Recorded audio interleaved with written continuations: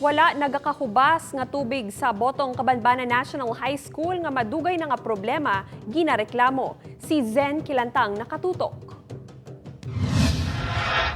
Tinuig na ang ginaantos sa mga manunudlo kag estudyante ang tubig baha nga wala nagakahubas sa Botong Cabanbanan National High School sa Oton, Iloilo. Suno sa school principal, kuntig ululan lang nagadalom ang tubig baha sa eskwelahan apang ginkatingalan nila sang ulihi nga wala na nagasubside ang tubig bangod wala sanggwaan.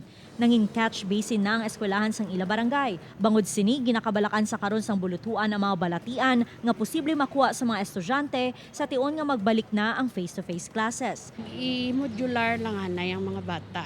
Kay kabudlay, kung paeskwelahon namon sila, leptospirosis pa na sila, budlay na dengue pagid.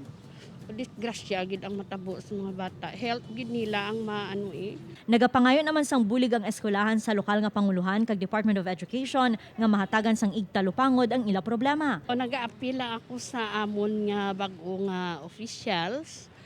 Kag sa DepEd gid province, nga kung pwede, tagaan man kami ayuda diri sa eskwelahan.